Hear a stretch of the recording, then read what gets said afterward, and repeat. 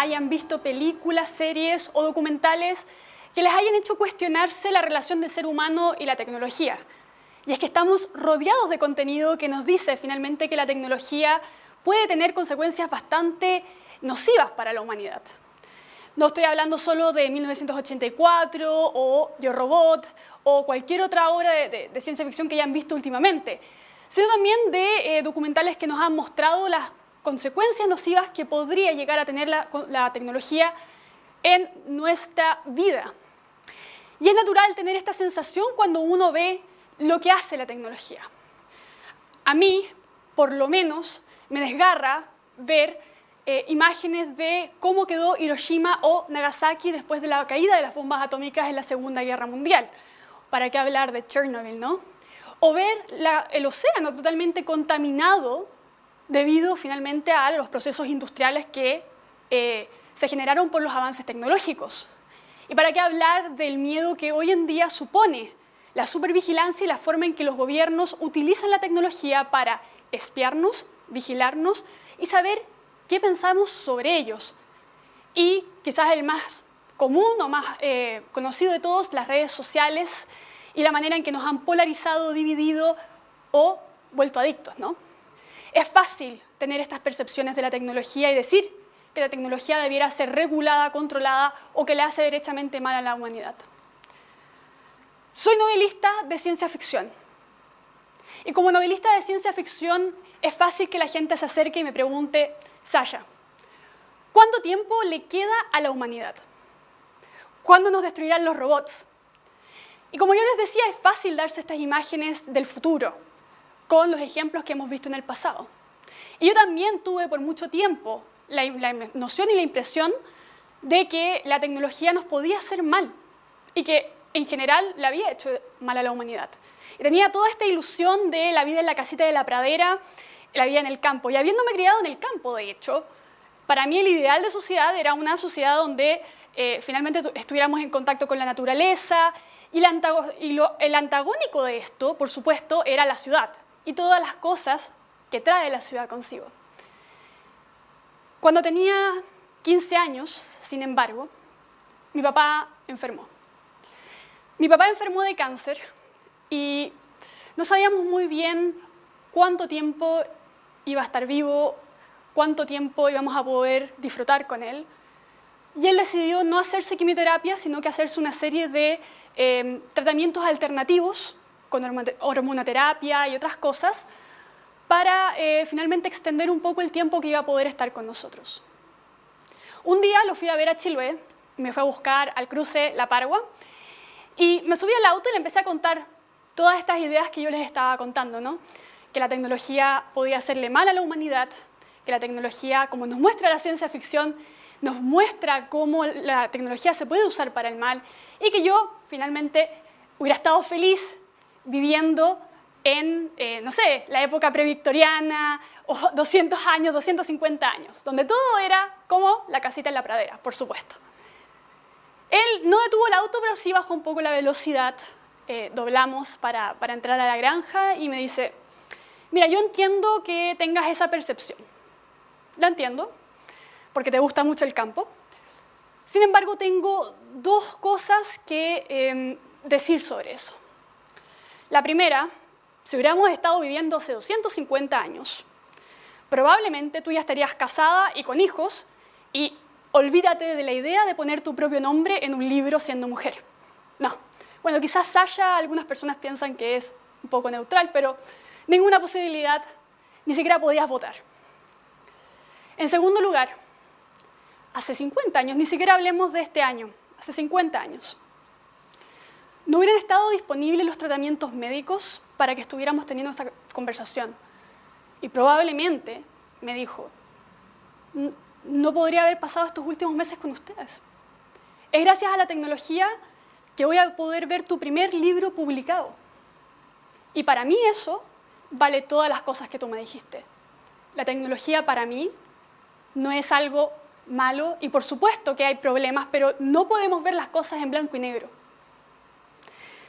Esa conversación la verdad es que cambió mi vida. Y cambió mi vida en el sentido de que siempre había visto la ciencia ficción como las advertencias sobre la tecnología en el futuro.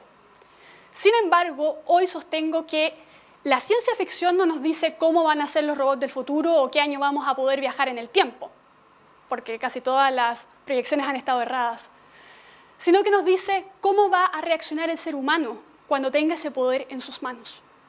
Y por lo tanto, cuando hablamos de tecnología, no podemos juzgar al aparato. Tenemos que juzgar la manera en que el ser humano reacciona a la tecnología.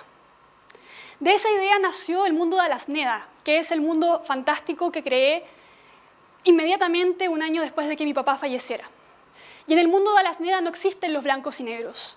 Es una lucha entre la magia, el pasado, y todas las cosas que nos traía el pasado, la ilusión, por ejemplo. Y el futuro, con la tecnología y también con las cosas malas que traía la tecnología. La contaminación o el abuso de poder. Sin embargo, el pasado no es perfecto. El pasado también tenía enfermedad, también tenía un montón de cosas que hoy en día no apreciamos de la tecnología, pero que sí hubiéramos apreciado si hubiéramos vivido en esa época. Otra persona que falleció de cáncer, a quien yo admiro mucho, es Hans Rosling. Hans Rosling, un médico sueco, conocido por su libro Factfulness. Y él tiene una visión bastante parecida a la que tenía mi papá sobre el tema de la innovación, la tecnología y el progreso humano. Por supuesto que es fácil hablar de la medicina, ¿no? Porque la medicina es la forma más obvia en que la ciencia y el progreso han mejorado nuestras vidas. Y él decía que uno podía ver gráficos a través de los últimos 200 años y darse cuenta cómo el progreso ha impactado la humanidad en ese tiempo. Y quizás el dato más importante de todos esos era el de la mortalidad infantil.